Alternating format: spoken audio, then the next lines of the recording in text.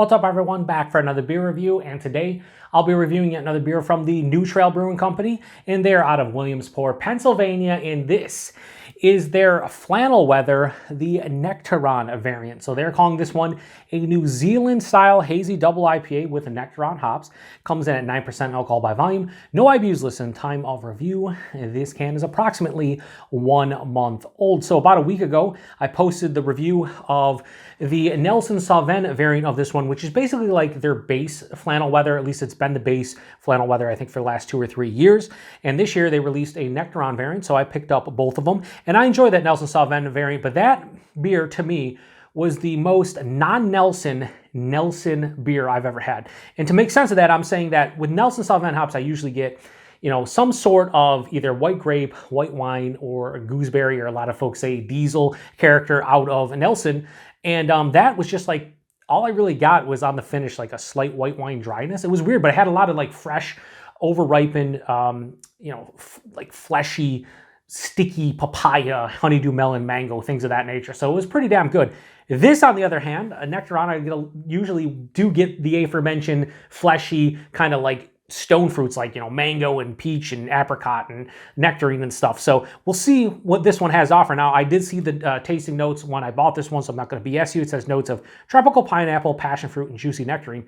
I would, as far as these notes go, I put juicy nectarine at the top and tropical pineapple at the bottom, passion fruit in the middle. Nectaron hops, and they're using oats and dramatic malts just like the other one. I think, both of the bases are same. They're just changing up the actual hops. So anyway, let's crack this one open. I'm drinking this one like 3 or 4 days after the other one. So, the freshness shouldn't be that vastly different between the two, a couple days. Anyway, let's give it a pour here. Now this one's looking a little bit lighter.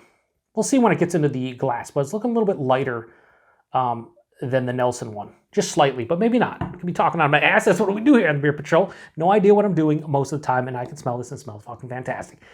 Yeah, no, maybe I'm wrong. I think that kind of looks very similar to the Nelson.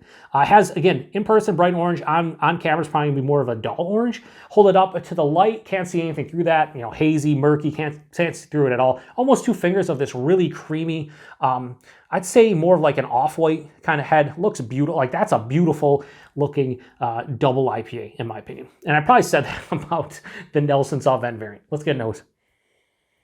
Very similar to the Nelson, but what I'm noticing here in the nose has more of like a candied kind of sweetness. So this has, like, they say, nectarine, right? They say juicy nectarine. For me, it'd be more candied nectarine. Maybe even like a peach gummy ring, like, say, sweet stone fruits, candied stone fruits in the nose.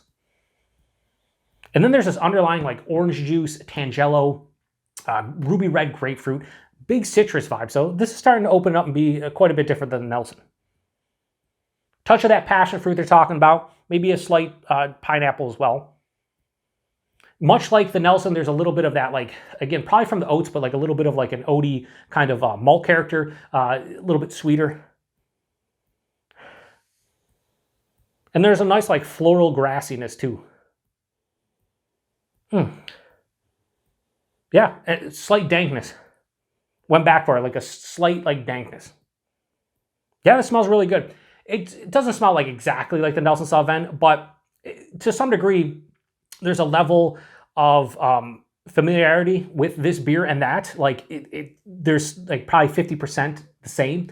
But what I really enjoy about this one is that candied kind of vibe and that like zippy citrus.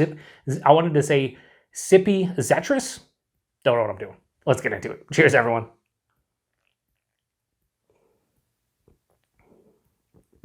Oh yeah, this is much different. And I think I like this one more.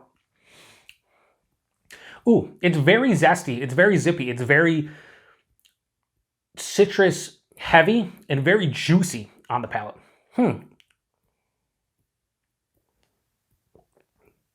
Buying this one, higher side of medium, lower side of full. I think it's more lower side of full, and I think this has a little bit, it just seems like a little bit fuller than the Nelson, but that could just be my mind playing tricks on me. It's probably in the same realm, but for some reason it just feels slightly heavier. The mouthfeel is really nice too. A nice, kind of moderate carbonation, but it has a smooth, somewhat creamy vibe to it. The taste right front, loads of juicy, zippy, zesty citrus. Orange, tangelo, ruby red grapefruit, maybe even a little lemon lime. It's very complex citrus. And that's omnipresent throughout the entire palate, front to back. It's everywhere. After that, there is a kind of, again, a candied, like peach gummy ring, candied, like you took a mango or a nectarine and sprinkled a little bit of sugar on top, kind of in that realm, but not like crazy sweet. A little bit of that passion fruit they're talking about. Really not getting much pineapple, believe it or not. That's the first tasting notes of tropical pineapple. I'm not getting a lot of pineapple. But the citrus, the stone fruits, the candied nature, really nice. And I make it sound like it's super sweet when I say candied. But I'm talking about that juicy, zippy, kind of zesty citrus, and none of that is really sweet. So it's a nice balance between that and the sweeter stone fruit vibes. On the finish, it's floral, it's grassy, slightly dank, but more like floral and grassy. There's that underlying, again, oaty kind of malt character propping everything up. This finish is semi to full on dry. Mild to moderate bitterness, I'd say smack dab in the middle, probably more approaching mild than moderate. I do like the dryness, and I think the dryness is a bigger factor here than the bitterness. Does lean a little bit sweet, but not really, because again, that zesty kind of pithy. Yeah, I'd say the finish has more of like a pithy citrus. So it kind of balances, like the citrus is just so mind-blowing in this one. And they say nothing about it in the taste notes, but it just has a front to back kind of just like super complex citrus character that I cannot kind of shake.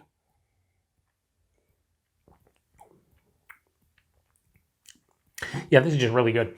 I think this is better to my palate than the Nelson because of the complexity of that citrus. And I think it just works a little bit better. I think the Nelson leaned a little bit sweeter for me, and this is kind of more balanced. 9%, a little bit of warming in the chest, but you really, I mean, no. Both of the beers hit the alcohol quite well. I'm going to pour the rest in here, and we're just going to give it a rating. Yeah, this is really good.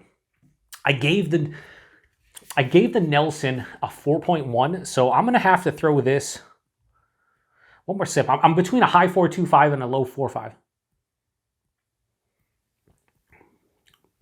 Yeah, I'm gonna bump this in the low 4.5 range. So Flannel Weather, the Nectaron variant from New Trail, no issues whatsoever. Giving this a low 4.5 out of 5. We're going to go 4.45 out of 5. Why?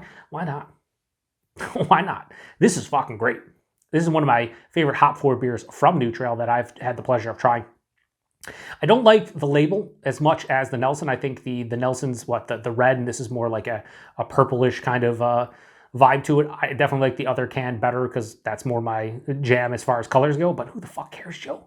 Put the fucking can down. What are you doing? Price point availability.